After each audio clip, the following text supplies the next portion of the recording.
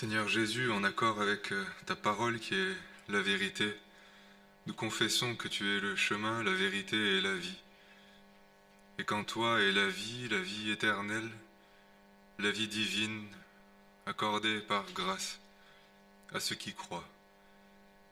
Nous te prions, Seigneur, dans ta bonté, de nous révéler quelle est l'espérance qui s'attache à notre appel, quelle est cette glorieuse espérance, quel est l'héritage des saints, ce que tu tiens en réserve et que nous voyons pas, que nous cherchons trop peu. Nous qui sommes de chair et de sang, sensibles à ce que l'on voit, à ce qui nous touche, à ce qui flatte nos sens, perdus dans nos raisonnements contradictoires, si enclins à douter. Nous avons besoin du secours de ton Saint-Esprit, de la force de ta parole pour nous régénérer, pour illuminer les yeux de notre cœur. C'est une prière que tu agrées. Accorde-nous, Seigneur, ta sagesse, ta révélation, sans quoi nous sommes stupides, nous sommes comme des bêtes vivant pour la terre, vivant pour nos plaisirs. Nous avons besoin de ton secours et tu nous destines à te chercher, à être les reflets ici-bas de ta gloire. Nous voulons entrer dans cette vocation, tu nous as saisis, nous laisser saisir. Veuille bénir ces instants. Au nom du Seigneur Jésus. Amen. Donc nous reprenons la fin du texte qui a été lu hier matin dans Genèse 13, verset 14.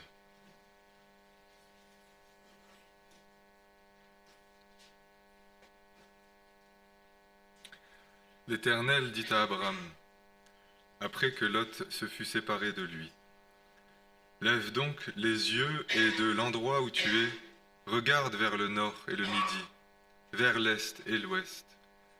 Car tout le pays que tu vois, je te le donnerai, à toi et à ta descendance pour toujours. Je rendrai ta descendance comme la poussière de la terre, en sorte qu'on ne pourra pas plus la compter, que l'on ne peut compter la poussière de la terre. Lève-toi, parcours le pays en long et en large, car je te le donnerai. » Abraham dressa ses tentes et vint habiter aux chênes de Mamré, à côté d'Hébron. Il bâtit là un autel à l'Éternel. Je vous invite à ajouter quelques lectures dans le Nouveau Testament. Dans Hébreux, chapitre 11, verset 1. La foi, c'est l'assurance des choses qu'on espère, la démonstration de celles qu'on ne voit pas. Et à partir du verset 13, c'est dans la foi qu'ils sont tous morts sans avoir obtenu les choses promises, mais ils les ont vues et saluées de loin, en confessant qu'ils étaient étrangers et résidents temporaires sur la terre. Ceux qui parlent ainsi montrent clairement qu'ils cherchent une patrie. S'ils avaient eu la nostalgie de celle qu'ils avaient quittée, ils auraient eu l'occasion d'y retourner. Mais en réalité, ils aspirent à une patrie meilleure, c'est-à-dire céleste. C'est pourquoi Dieu n'a pas honte d'être appelé leur Dieu, car il leur a préparé une cité. Puis dans Philippiens, chapitre 3,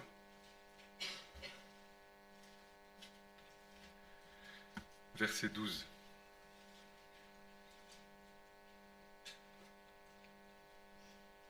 Ce n'est pas que j'ai déjà remporté le prix ou que j'ai déjà atteint la perfection, mais je poursuis ma course afin de le saisir, puisque moi aussi j'ai été saisi par le Christ Jésus.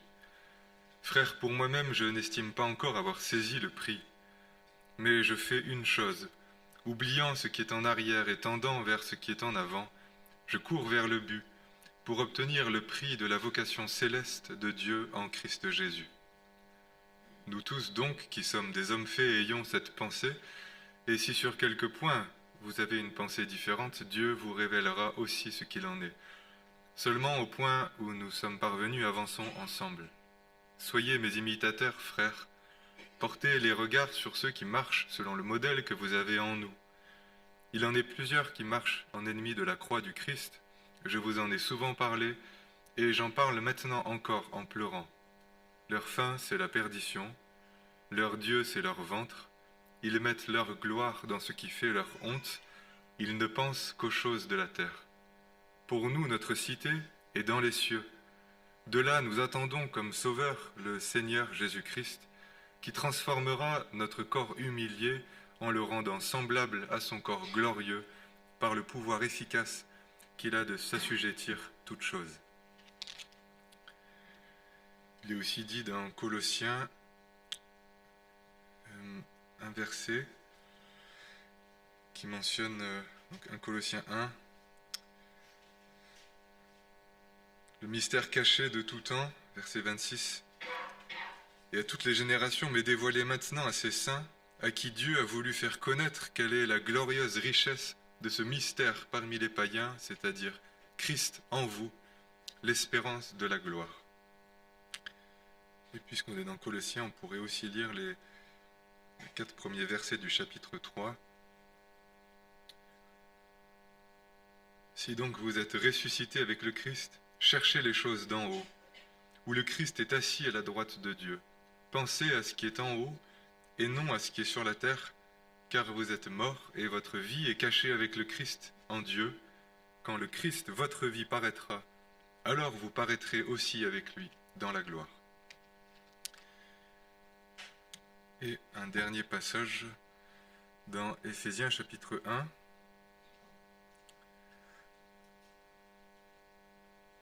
À partir du verset 16.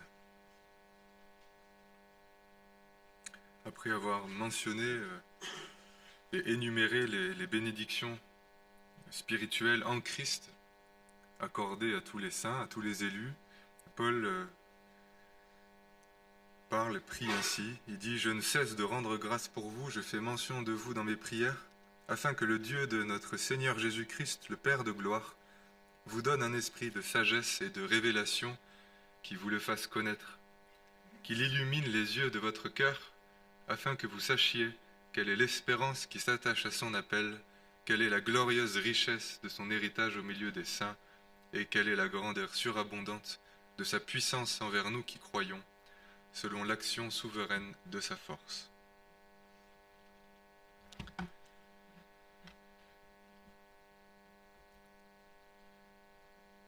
Abraham donc vient non seulement de perdre à vue humaine le meilleur terrain, le meilleur territoire qu'il concède à son neveu, mais il perd aussi son neveu qui probablement était très important pour lui, n'ayant pas de fils, n'ayant pas de descendance.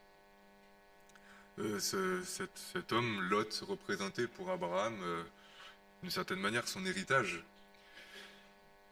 Et il est probablement très abattu, puisque le Seigneur va lui parler de nouveau et lui révéler de nouveau l'objet de la promesse.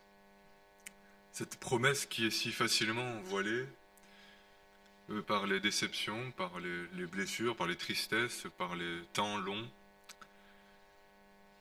et par tout ce qui nous fait souffrir et qui semble différer pour un temps encore l'accomplissement des promesses. La promesse d'Abraham était donc cette terre qui était à la fois visible et invisible. Visible parce qu'il l'avait sous les yeux, et Dieu d'ailleurs va lui dire d'aller se promener, d'en faire le contour pour se l'approprier, et invisible puisque elle était encore occupée, elle n'était encore pas à lui, elle était donc d'une certaine manière en réserve. Et c'est pour ça qu'il est dit d'Abraham qu'il cherchait une patrie qui était meilleure encore, et qu'il n'a fait que saluer de loin l'objet des promesses. Il cherchait une patrie qui était céleste, et il faut interpréter ce texte bien sûr à la lumière du Nouveau Testament, qui montre ici que la foi qui va s'emparer d'Abraham, dans laquelle il va être renouvelé, est une foi d'espérance, c'est-à-dire qu'Abraham, tout en contemplant une Canaan qui n'était pas encore à lui et qui était occupée, percevait cet héritage qui était un héritage céleste, la Jérusalem d'en haut, dont les fondements ont été posés par Dieu et qui ne seront accordés qu'à son peuple au jour au jour final, au jour ultime, et tous ceux qui, en attendant, ont marché dans une direction. Et c'est vrai, nous avons besoin du secours de la parole pour que la direction nous soit souvent redonnée, parce que, comme je disais, il suffit de pas grand-chose pour que tout soit un peu remis en cause, soit compromis, et qu'on se trouve un peu comme à l'arrêt, déboussolé. Malheureusement, tout en étant chrétien, en tout cas en se réclamant du peuple des chrétiens, et nous sommes parfois comme si on ne savait pas d'où on venait vraiment, ni où on allait. C'est-à-dire qu'on parcourt, on vit sur la terre, comme les gens qui n'ont pas d'espérance et qui ne sont pas nés d'en haut, plaçant tous nos espoirs dans ce qui est en bas, dans ce qui nous sera accordé en bas, et manifestant un grand mécontentement de la révolte, bien sûr, devant toutes les insatisfactions, imperfections terrestres. Et ça crée aussi on pourrait dire des rêves, des espoirs, qu'on imagine parfois être l'espérance. Et c'est un peu la difficulté, je trouve, pour parler de l'espérance, c'est qu'on l'assimile parfois à une espèce de petit rêve bienheureux, de personnes qui n'ont plus rien d'autre à espérer. On entend parler quand même de l'espérance chrétienne, du ciel, de manière générale, que dans les enterrements. Et un petit peu dans l'ambiance, je sais pas comment dire, mais je sais pas, une de perdue, 10 de retrouvée, quoi. C'est-à-dire, bah, tu l'as attendu, tu l'as aimé, t'en étais vraiment amoureux, mon pauvre, et tout ça. Tu l'as perdu, mais t'inquiète pas, t'en retrouveras 10. Mais c'est absolument pas l'esprit de la parole. Ici, Abraham va être fortifié dans une promesse au moment d'un dépouillement, mais parce qu'il marchait dans une direction. C'est-à-dire, il marchait vers la cité céleste, et les épreuves, les difficultés sont venues comme voilées pour un temps. La promesse et tout a tendance à nous voiler la cité céleste, l'espérance céleste. Et il est une chose qui est pire encore, comme les projections qu'on en fait. Quand on ne sait pas trop vraiment ce qu'est le ciel, j'en ai connu et j'en étais moi-même. La question du ciel, la question de l'éternité, étaient plutôt des choses qui m'angoissaient. L'idée d'un un grand espace infiniment vide et infiniment long. C'était comme ça que je concevais le ciel, puisque je ne connaissais pas celui qui habite les cieux et celui qui en remplit la présence. Parce qu'en fait, qu'est-ce que l'espérance céleste, si ce n'est la présence de Dieu pour l'éternité? Et dans sa présence, il n'y a plus de mal, il est dit, il n'y a plus de deuil, il n'y a plus de larmes, la mort est vaincue pour toujours. Mais ne sachant pas, ne connaissant pas mon Seigneur, j'avais tendance soit à sublimer un peu le ciel, comme on va le retrouver sur des très belles peintures infantilisantes, avec des petits anges grassouillés. Donc voilà, alors on se laisse un petit peu émouvoir, mais disons pour se laisser émouvoir par ça, il faut vraiment, je sais pas, avoir une fibre un peu mystique, ça peut nous arriver quand même. Idolâtres, nous le sommes par nature, c'est-à-dire que nous projetons dans le ciel des réalités qui sont terrestres. Mais c'est une beauté morbide, c'est la beauté qu'on va retrouver dans les grands édifices religieux. Il y a quelque chose de splendide, de brillant, qui rassure souvent ceux qui ont besoin d'un peu de visuel pour quand même les réconforter dans leur piété. S'émerveiller devant un Christ ensanglanté à la croix, ou devant une peinture, bien sûr, je parle de cela, ou devant des peintures d'un ciel avec des sentiments qui sont charnels, qui sont humains, infantilisants. Ce n'est bien sûr pas ça l'espérance. C'est au contraire, je pense, un attachement ultime et extrêmement entêté à la vie d'en bas. Et malheureusement, les religieux ont détourné l'espérance de son vrai sens, de sa vraie portée, de manière à la rendre terrestre, parce que nous voulons ici-bas le ciel.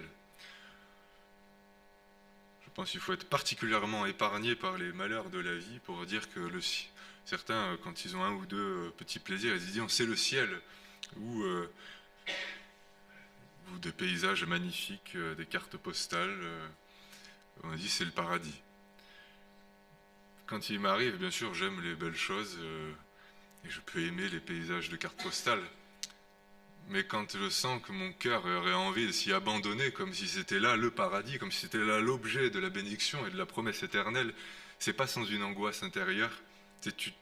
Attention, tu t'attaches à quelque chose qui est périssable et qui est quand même réservé pour le feu. La création a été la manifestation de la puissance de Dieu, de sa souveraineté, de sa sagesse, de son amour. Et en contemplant la terre et les cieux, nous sommes amenés à rendre gloire à Dieu, c'est-à-dire à s'attacher à lui et non pas à la terre. Nous pouvons aimer, nous pouvons nous en réjouir, nous pouvons être plutôt montagnards ou plutôt je ne sais pas quoi. Il n'y a aucun problème là-dedans. Pourvu que notre cœur ne s'attache pas à la terre, ne s'attache pas à la montagne, ne s'attache pas à la mer comme étant l'objet de notre consolation. Et nous sommes parfois comme ça, c'est-à-dire tant qu'on n'a pas enfin vu la mer, tant qu'on n'a pas enfin vu la montagne, ou tant qu'on n'a pas enfin eu ses congés, eh bien nous avons le sentiment de crever, d'étouffer dans une existence bidon, banale, et il faut donc les congés pour arriver enfin à sublimer l'existence. Mais ce sont quand même les gens du monde qui vivent dans l'attente des congés. Le chrétien vit dans l'attente de l'espérance. Les congés, ça fait du bien, on s'en réjouit, on rend grâce, on se repose, mais c'est pas notre vie. Et il y a une sorte de, je sais pas comment dire, de vacances scolaires chrétiennes qui consiste à considérer que la vie terrestre, la vie d'en bas, est une petite colonie du paradis.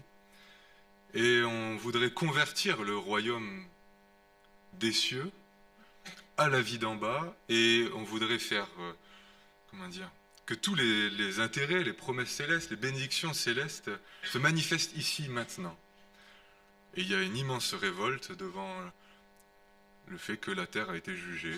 Et il est dit dans Pierre, le Seigneur la maintient en réserve en vue du jugement. Et rien de ce qui est physiquement présent n'héritera le ciel, pas même la chair et le sang. C'est-à-dire ce dont nous sommes constitués, ce à quoi nous sommes si attachés, la chair et le sang, c'est-à-dire moi, dans mon corps actuel, j'aurai un corps, je ressusciterai. Bien sûr, et c'est là l'objet aussi de l'espérance.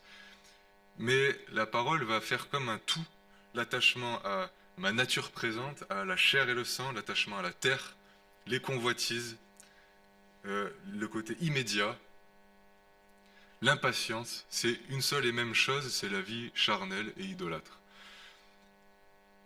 Nous sommes tellement attachés à tout cela que nous n'en percevons plus la vanité et que la notion d'espérance, la notion d'éternité, le ciel, suscite, comme je disais, souvent plutôt une crainte, une appréhension, une angoisse, une indifférence. Et je pense qu'il faut s'interroger alors. Parce que, je dirais, on ne va pas se retrouver au ciel comme si tout à coup on était entré par hasard. Le ciel est un héritage accordé à ceux qui espèrent en lui, à ceux qui y placent déjà leur cœur. Il est dit, là où est ton cœur, là où est ton trésor, là aussi sera ton cœur. Et donc nous sommes appelés à vivre déjà pour ce royaume, à investir, on pourrait dire, dans le royaume des cieux, c'est-à-dire en acceptant de servir pour un héritage qui est éternel, à servir pour la gloire de Dieu, pour son royaume, dont les retombées ne sont pas toujours terrestres, et parfois bien au contraire. Comment comprendre que le Seigneur Jésus ait accepté de tout perdre ici-bas, en dehors de la révélation de son royaume, de l'éternité, de la résurrection? Les apôtres à leur suite, c'était pas des fanatiques, c'était pas des kamikazes qui ont trouvé dans leur mort un aboutissement. C'était des hommes qui ont accepté, à cause de la résurrection, à cause de la promesse, de perdre leur vie ici-bas, sachant que l'espérance était plus grande, elle était éternelle, elle était durable. Abraham ici a dû donc, malgré la déception, la souffrance de perdre pour un temps et de ne rien avoir a priori, il a obéi. Déjà, l'espérance, ce qui est assez frappant ici, c'est que c'est plutôt une obéissance qu'un petit plus facultatif pour ceux qui... il y a ceux qui ont peut-être un peu l'espérance, ceux qui l'ont pas du tout. C'est comme ça, c'est comme si c'était une sorte d'option. L'espérance, c'est la connaissance du Seigneur Jésus. Il dit Christ en vous, l'espérance de la gloire. Donc c'est pas optionnel de connaître l'espérance qui s'attache à son appel, puisque cette espérance, c'est Christ lui-même, c'est connaître le Seigneur Jésus, et que tout ce qui est en lui, sa présence et tout ce qui est promis, réservé pour le jour de la rencontre et de la résurrection, fait l'objet de nos attentes. Ce qui fait que, eh bien, on peut être peut-être dépouillé de ce que les autres ont, de ce qui fait pourtant la vie terrestre, sans en tirer, disons, un ombrage extrême. Et il y a énormément de domaines qui sont des domaines de frustration, de manquement, de blessures, même au milieu de la maladie, au milieu de la trahison. Qu'est-ce qui console le cœur vraiment? C'est pas l'espoir coûte que coûte d'arriver à trouver ici-bas, à retrouver ce qu'on a perdu ou ce que les autres ont. C'est de faire la volonté de Dieu et d'attendre ce qui est éternel. La consolation est là. Il dit, celui qui fait la volonté de Dieu demeure éternellement. Et il y a dans l'éternité de Dieu, dans ce qui nous est promis, dans ce qui nous est réservé, ce qui nous attend, ce qui doit consoler notre cœur, nous sommes attendus quelque part. Et cette attente, elle est céleste, et c'est la révélation de l'amour du Père. Il est dit, je vous prépare une place. Et nous savons, si ici-bas nous ne trouvons peut-être pas tellement notre place, non seulement parce que nous sommes rejetés par le monde, malgré tout, étrangers sur la terre, étrangers parmi les hommes, nous n'avons pas ici-bas notre patrie, il y a un arrachement à accepter, mais pas dans l'esprit de l'errance de l'étranger qui n'a ici-bas, bien sûr, aucune racine, mais une ancre dans le ciel. L'espérance est révélée comme ça. Elle est comme une ancre céleste, une ancre pour nos âmes. Nous ne sommes pas donc pas sans ancre. Mais il faut accepter d'être déracinés d'une certaine manière, que tous nos espoirs qui sont très terrestres soient crucifiés, pour que notre espérance soit placée dans le Seigneur. Il est dit au-delà du voile, dans sa présence, que notre âme s'attache à Dieu. Je ne savais pas que je pense, c'est une expérience que peut-être beaucoup ont fait ou feront, qui est douloureuse.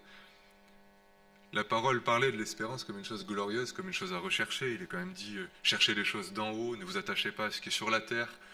Donc je voulais obéir à cette parole. Mais comme je disais, je ne savais pas bien à quoi consistaient les choses d'en haut. Et je ne savais pas qu'au fond de mon cœur existait une profonde révolte contre la vie et une profonde angoisse de la mort. Je n'arrivais pas à envisager l'espérance céleste parce que se dressait, on pourrait dire, entre moi et cette espérance, la mort, qui est une menace, qui est bien sûr l'adversaire vaincu sans lequel il n'y a pas d'espérance. L'espérance est liée à la victoire de la mort. Et qu'est-ce que la vie éternelle, si ce n'est cette vie que nous pouvons recevoir dès aujourd'hui et qui ne s'arrêtera jamais jusque dans l'éternité? On a parfois une idée de la vie éternelle, c'est-à-dire il y a la vie terrestre, la vie présente, avec ses frustrations, et puis on va essayer d'obéir un peu à la loi, faire le mieux possible et tout ça, mais bon, voilà, ça c'est la vie terrestre. Et ensuite, il y a la vie éternelle. Eh bien non, c'est-à-dire, nous sommes appelés à recevoir dès aujourd'hui, dans nos cœurs, la vie éternelle, c'est-à-dire Jésus-Christ lui-même, de manière à ce que cette vie divine, que nous recevons déjà, passant de la mort à la vie, soit comme en nous une source qui jaillisse jusque dans la vie éternelle, c'est-à-dire jusque dans la vie céleste. Nous recevons déjà par la foi une vie, une puissance de vie, la puissance du Saint-Esprit qui ressuscitera nos corps au jour de la rencontre du Seigneur, et c'est cela l'objet de l'espérance. Et il faut quand même accepter donc une profonde conversion. Si c'est l'objet de l'espérance, ça veut dire que nous l'avons reçu, mais nous l'attendons. Et c'était quand même ça, Abraham. Il dit, lève-toi, parcours le pays en long et en large, car je te le donnerai. Il l'avait reçu, mais il ne l'avait pas encore. Il devait donc l'attendre, il devait patienter, et tous ses désirs devaient être conduits vers l'avenir.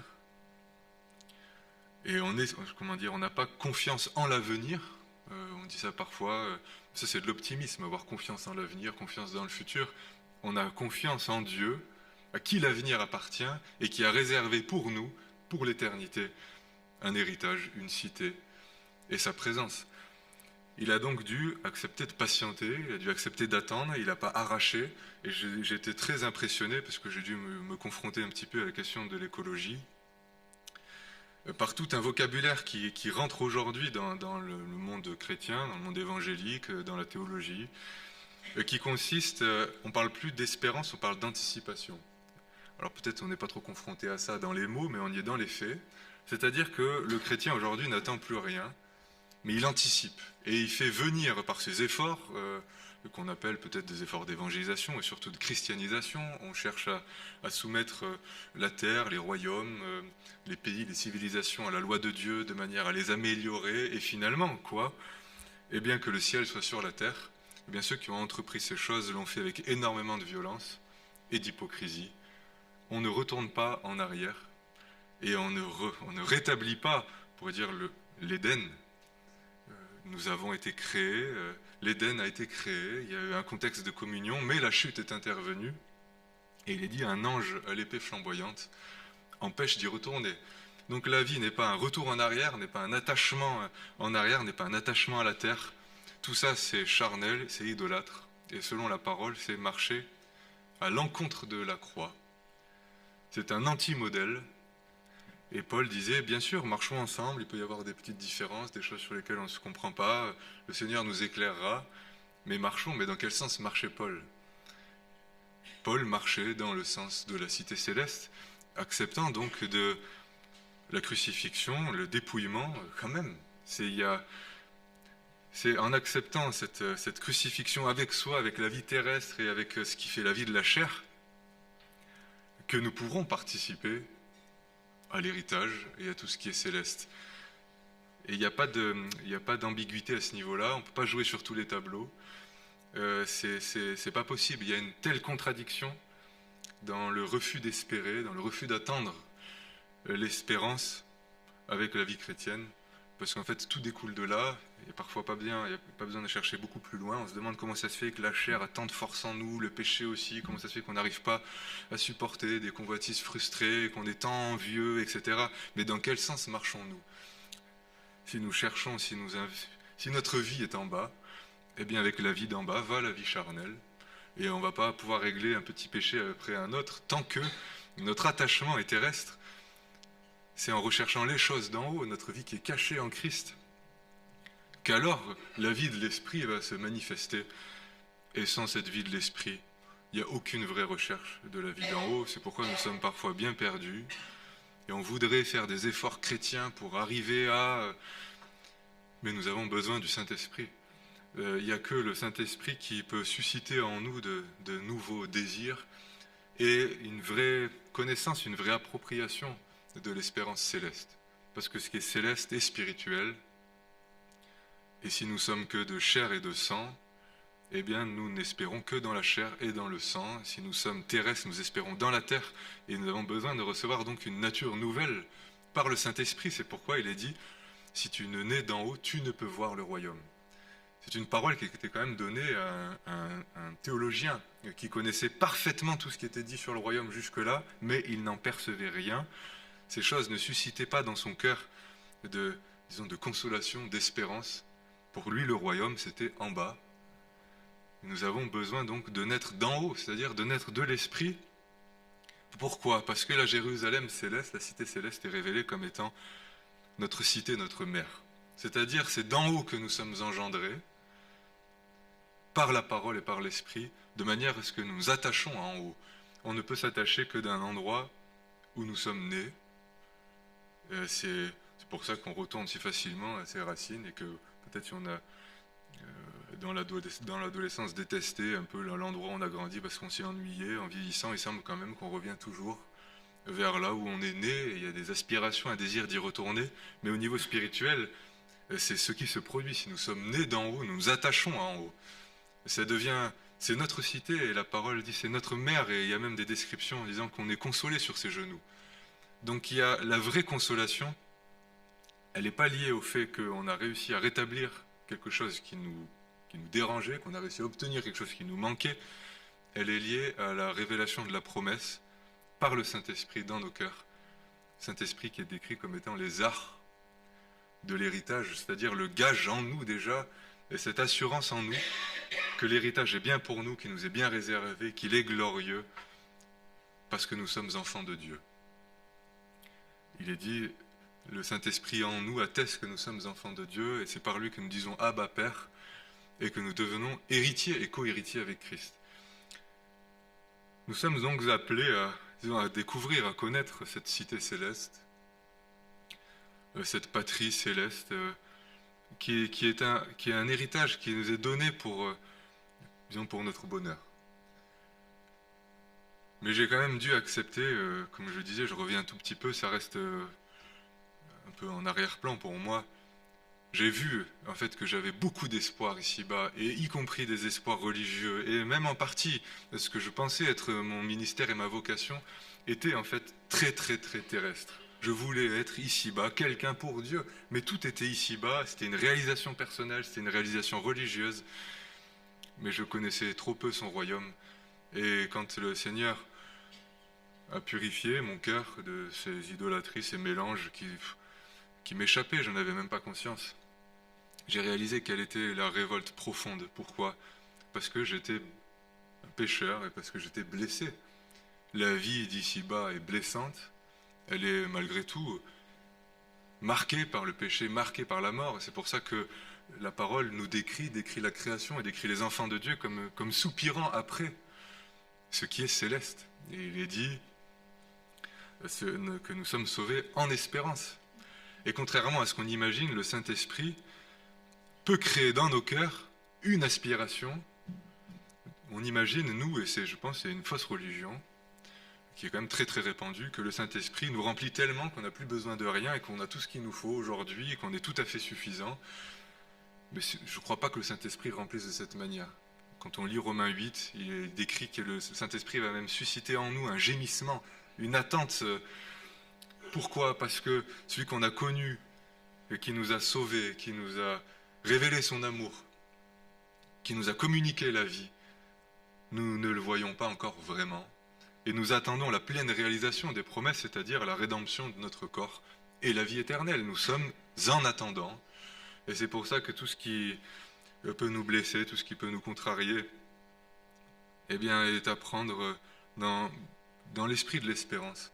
Et c'est dans cet esprit que le Seigneur parle, c'est dans cet esprit qui console. Et c'est aussi pour ça que souvent on ne comprend rien et qu'on n'entend rien et qu'on dit qu'on n'est pas touché. Parce que qu'est-ce qui touche, si ce n'est l'esprit à quelqu'un qui est né, chez quelqu'un qui est né de nouveau? Parce que les paroles, les promesses, elles sont données dans cet esprit-là, dans l'esprit de l'espérance. Mais si on veut tout de suite, tout ici-bas, et pour avoir une bonne petite vie à la fois mondaine et religieuse, la parole ne parle pas dans ce sens. Ce qui est très beau, c'est que Dieu a parlé à Abraham à ce moment-là, et il lui a dit, lève-toi, parcours le pays en long et en large, car je te le donnerai. C'est une invitation donc à s'approprier les lieux, d'une certaine manière, à se familiariser avec.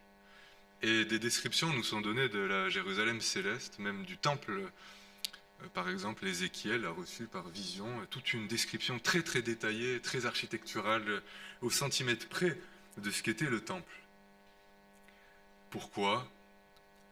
Si ce n'est pour que le fortifier dans la connaissance du temple, de la présence de Dieu. Et c'est une manière aussi de dire, c'est pas parce que c'est céleste, c'est pas parce que c'est spirituel et à venir, que c'est faux, que c'est fictif, que c'est imaginaire ou que c'est virtuel. Il ne faut pas confondre le virtuel avec le spirituel. Le spirituel est certain, et plus certain encore. On pourrait dire que le terrestre, dans le sens où ce qui est spirituel dure, et durera toujours. Mais c'est invisible. Mais nous sommes appelés à chercher ce qui est invisible, pas dans l'esprit de gens qui tâtonnent, ne voyant rien, ou qui, je sais pas, comment dire, des illuminés, quoi, qui projettent des petits désirs de leur cœur.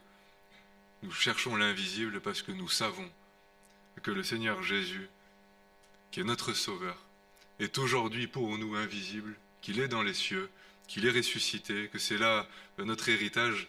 Et on voit dans le livre de l'Apocalypse aussi, j'aimerais quand même bien, si vous voulez, le lire parce que,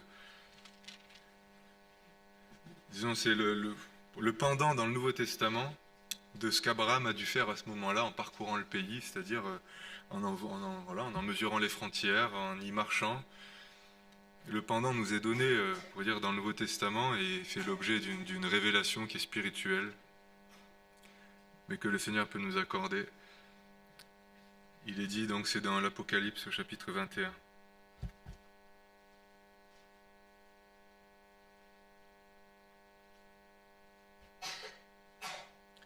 Je vis un nouveau ciel et une nouvelle terre, car le premier ciel et la première terre avaient disparu, et la mer n'était plus. C'est-à-dire que l'irruption de la Jérusalem céleste de l'espérance sera concomitante avec la disparition de ce qui est terrestre. Alors on ne sait pas exactement, il y a un tel bouleversement, il y aura de nouveaux cieux, de nouvelles terres. Ce qui est certain, c'est que nous ne sommes pas sur les nouveaux cieux et nous ne sommes pas sur la nouvelle terre, puisque lorsque le nouveau ciel se manifestera et la nouvelle terre, ce qui est premier disparaîtra. Je vis descendre du ciel d'auprès de Dieu la ville sainte, la nouvelle Jérusalem, prête comme une épouse qui s'est parée pour son époux. J'entendis du trône une voix forte qui disait « Voici le tabernacle de Dieu avec les hommes. Il habitera avec eux, ils seront son peuple, et Dieu lui-même sera avec eux. Il essuiera toute larme de leurs yeux. La mort ne sera plus. Il n'y aura plus ni deuil, ni cri, ni douleur, car les premières choses ont disparu. » Cette parole peut pénétrer notre cœur pour nous consoler d'une consolation qui n'est pas une fausse consolation. Il y a beaucoup de fausses consolations, y compris dans le monde religieux. Mais il est une consolation qui ne déçoit pas, qui est celle de la révélation de cette cité que le Seigneur a préparée pour nous, c'est-à-dire un jour, un lieu, dans sa présence, où il n'y aura plus ni deuil ni larmes. Il y a des chagrins qui sont peut-être inconsolables, des pertes dont on ne se remet pas, des souffrances qui peuvent être physiques, qui vont d'ailleurs aller en s'accroissant. Où se trouve la consolation pour le chrétien, si ce n'est dans la foi en Jésus-Christ qui a vaincu la mort, qui est ressuscité, et dans ce jour promis où la justice habitera dans la présence de Dieu pour tous ceux qui auront espéré et attendu ce jour, il n'y aura plus ni deuil, ni cri, ni douleur. Les premières choses ont disparu. Un peu plus loin, verset 10, « Il me transporta en esprit sur une grande et haute montagne, il me montra la ville sainte, Jérusalem. Elle existe. Il en a eu la vision, car elle existe, et il nous en est donné par une description relativement humaine, quelque chose qui échappe bien sûr à notre entendement, à nos sens, mais qui atteste de son existence aujourd'hui déjà dans les cieux, cette cité qui nous attend.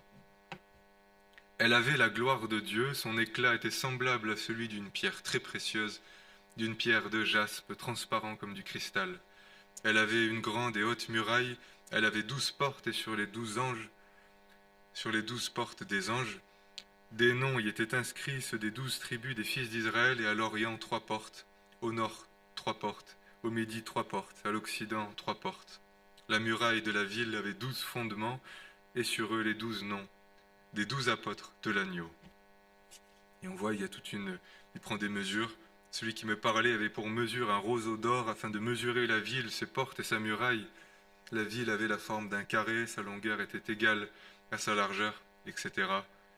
Et au verset 22, « Je n'y vis pas de temple, car le Seigneur Dieu Tout-Puissant est son temple, ainsi que l'agneau. La ville n'a besoin ni du soleil, ni de la lune pour y briller, ces choses qui sont aussi passagères. Car la gloire de Dieu l'éclaire, et l'agneau est son flambeau. Les nations marcheront à sa lumière, et les rois de la terre y apporteront leur gloire. Ses portes ne se fermeront point pendant le jour, car là il n'y aura pas de nuit.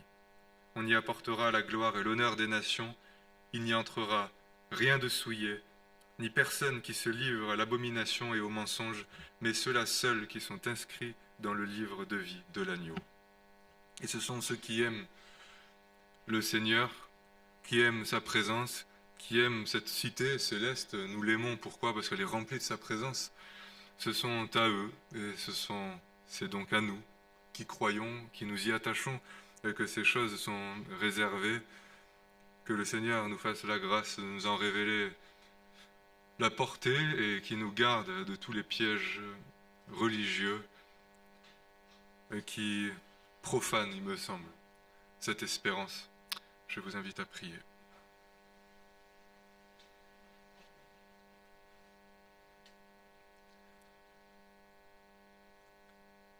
Nous acceptons, Seigneur, de lever les yeux comme Abraham les a levés, pour te contempler par la foi, toi qui es vivant pour l'éternité. Tu as manifesté dans ta résurrection tout le triomphe de ton autorité, de ta gloire, cette puissance de vie qui jaillit, qui est aussi une eau dont nous avons tant besoin. t'en prions, révèle-nous la vie éternelle, la vie divine, et cette cité que tu habites et qui nous est réservée, de manière à ce que nous nous y attachions, que nous travaillions pour cette cité céleste, nous dont le seul refuge a été de saisir l'espérance qui nous a été promise. Nous voulons croire, Seigneur, dans ta parole et espérer au-delà du visible, de tout ce qui est passager. Et nous reconnaissons que te connaissant si peu, nous sommes aussi idolâtres bien souvent de notre terre et de nos petits paradis terrestres. Demandons pardon pour cette idolâtrie et nous acceptons d'en être arrachés, d'en être purifiés, et que toute notre chair et ses espoirs idolâtres soient crucifiés pour te suivre. Ayant été saisis par toi, nous voulons aussi poursuivre cette vocation qui est céleste, qui est en Jésus-Christ, poursuivre ces choses d'en haut qui sont cachées aux yeux des hommes, mais que tu peux révéler par ton esprit aux yeux des croyants. Accorde-nous cette révélation pour que nous soyons de ceux qui espèrent pour sauver leurs âmes. Au nom du Seigneur Jésus. Amen.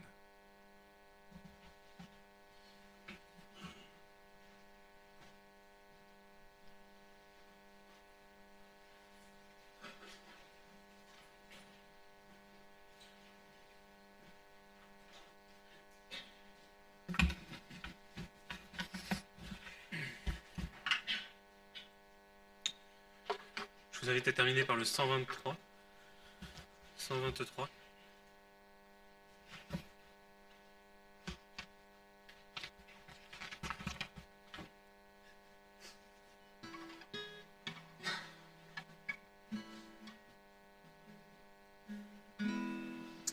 Notre cité n'est pas sur terre, mais dans les cieux, près du Seigneur.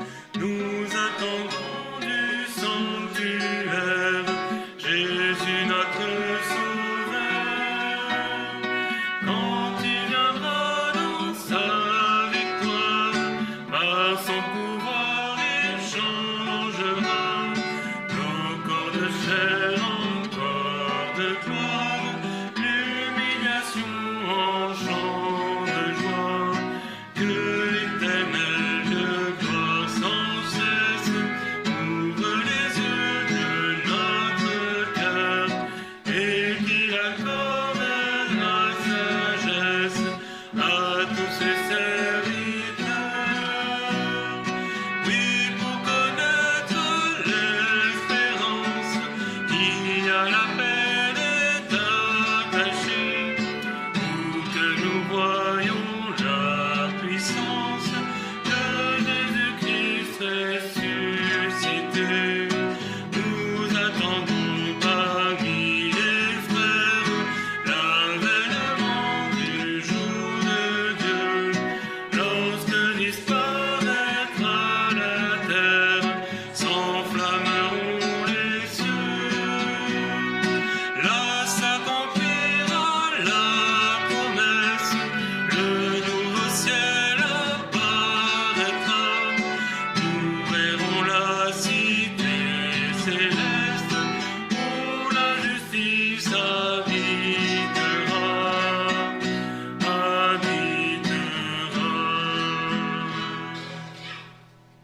Très bonne journée à tous.